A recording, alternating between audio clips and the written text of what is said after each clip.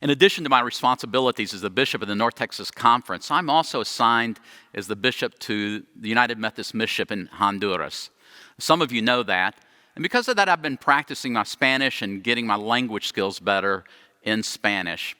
As that has been happening, I've discovered that I may go to all the school that I can and I may do some things online, but when I'm immersed in a Spanish-speaking culture, then I begin to understand more and I'm able to say more.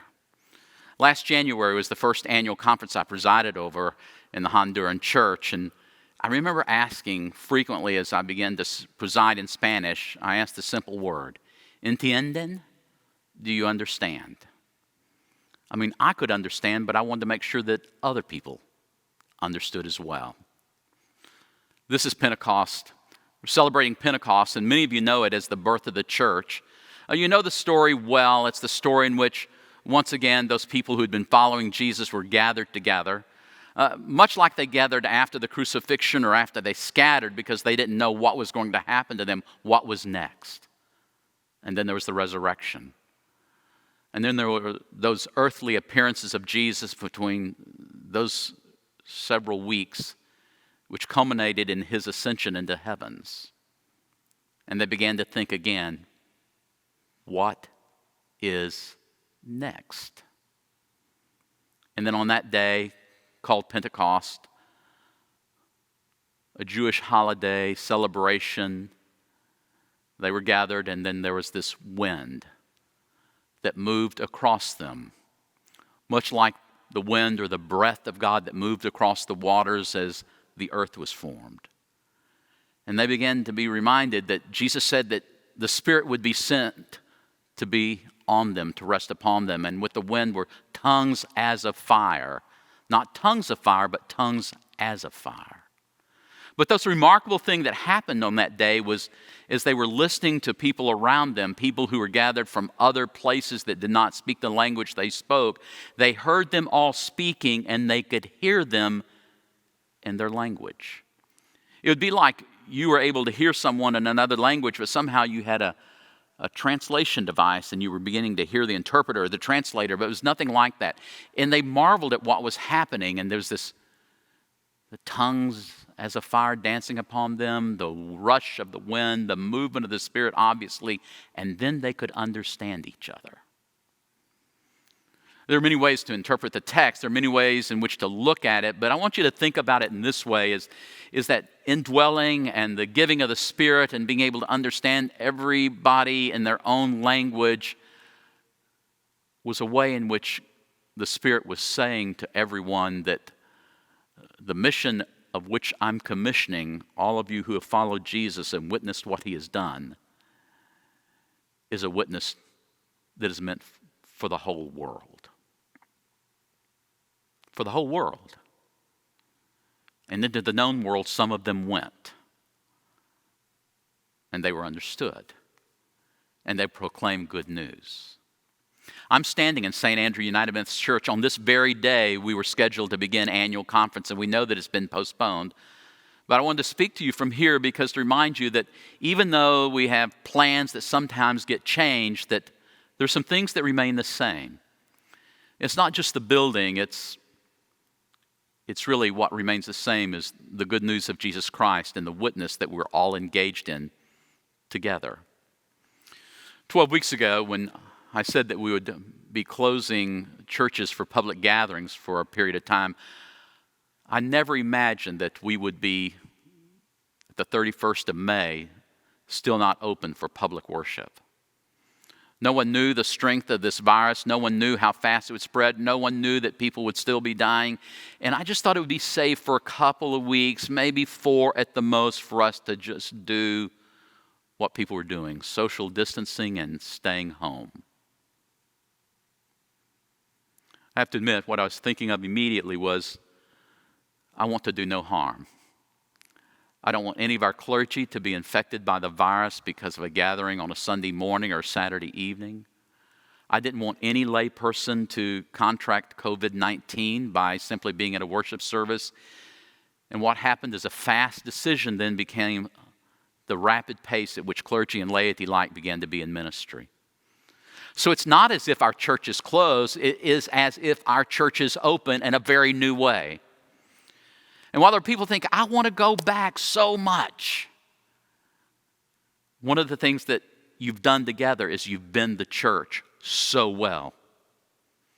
You've been able to do ministry in ways you didn't think it was ever possible. And I stay amazed at how it is that even in the midst of this pandemic and things are not able to be done as easily as they once were, and how it is that we worship on Zoom or on Facebook Live or any other number of platforms, and how it is that it's as if we thought everything would come to a stop. Everything has rapidly increased.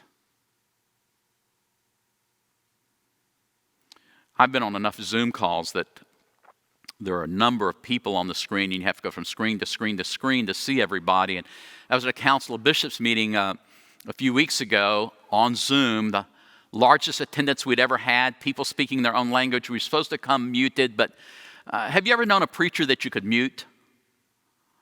No one was muted, and people were greeting each other in native languages, and I just sort of sat there and smiled and heard all of those voices around me, and I was taken back to perhaps what Pentecost may have been like. But I'll tell you what the birth of the church is like now.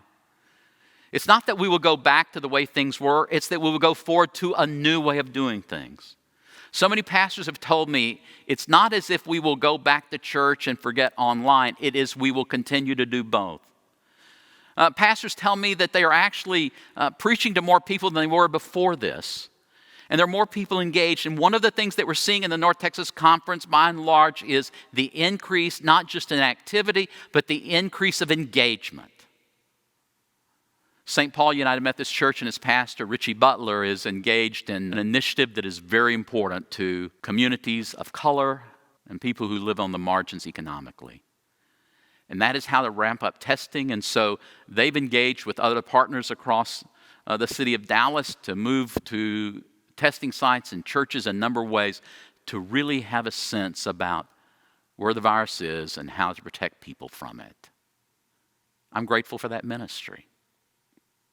I'm reminded of a Zoom call I had with those people who were going to be ordained, and later that day, those people were going to be commissioned on the Monday night of annual conference, June 1. And I asked them, so tell me how things have changed. And one of the persons to be commissioned, she told all the group, she said, well, one of the things that's happened is a group of moms approached me, and I imagine called her, and said, could we have a mom's Bible study on Zoom? And what was thought to be maybe 20 or 30 people, there have been over 300 or 400 people who've engaged in that at different times. And by that, they can tape the Bible study and watch it at an appropriate times. No one had to travel. People could do it on their own, and it's been an ongoing ministry that probably will never stop now. Think of the ease of that. Someone could stay in their home, join their friends on a Zoom call, knowing that they're going to get together at some other time, but I don't have to worry about having supper with the kids, dash out the door, take some time at the church, go back. Think about that. I'm thinking about the numbers of ways in which people engage to help people in our communities all over the North Texas Conference to have a meal. Students, children, youth who go to schools and are on free and reduced lunch would go hungry if it were not for the gifts of churches. Your gifts. Your willingness to pass out food. Think about that. I think about the number of other engagements in which the church has been the church in some very unique ways that really begin to hearten me. One of my pastors told me that she had gone to the church on a Friday afternoon. There were less than 10 people there, and there was a family who had not been in church for some time. Some of them had never been baptized, and they had just happened upon that service of worship and wanted to join. And they did. And they showed that video clip online during worship the following Sunday.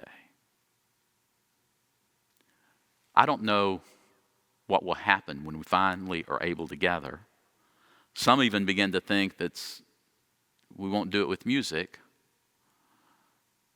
but I'm inspired by just singing or seeing a choir sing via Zoom the Hallelujah Chorus. Think of who else we can touch if we take what is happening and begin to use it in some new and creative ways for the gospel of Jesus the Christ. I'm grateful to you. I'm grateful for you, clergy and laity alike, who've just taken this and knowing this is what is best at this time. And it may have been able to create a new future. I think the most telling piece of the Acts of the Apostles reading for this Pentecost Sunday happens sort of at the end after Peter begins to preach. He then quotes from a prophet that they all knew. Hear these words. Peter, to everyone who's gathered that day, hear them in their own language and understand. He says from the prophet Joel, "In the last day it will be, God declares, that I will pour out my Spirit upon all flesh, and your sons and your daughters shall prophesy." And this is the verse I like the most. "And your young men shall see visions, and your old men shall dream dreams." Whether we have named it or not, whether we've acknowledged it or not, young men and young women have had visions of what the church can be. Others of us have begun to dream again. This isn't the worst thing that's happened,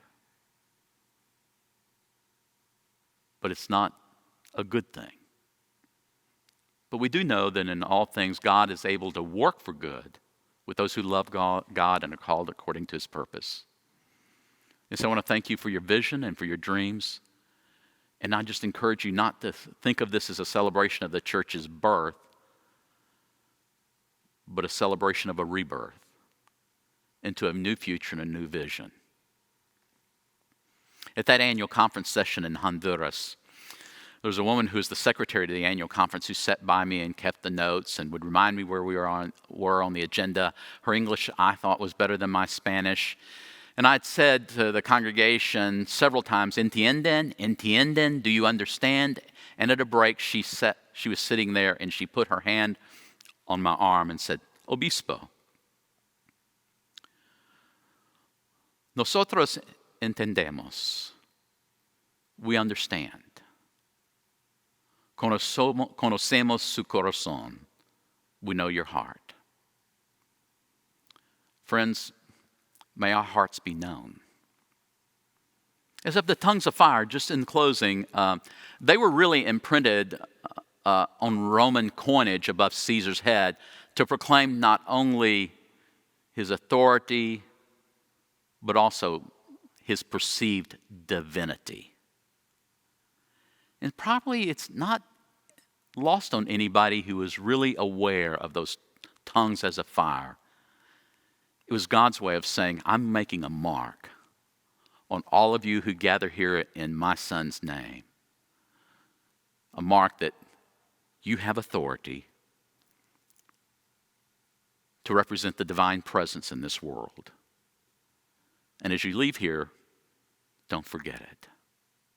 So my question to you is, on this Pentecost day, when we come through this and even when we gather in church, but most importantly, as you meet people whom you do not know and people who've suffered significantly this time, will they be able to mark and sense that you are one who follows a divine one known as the Christ? What's next? We don't know. But I believe God has every confidence in you to bring about a new future for the church. May God bless you. Amen.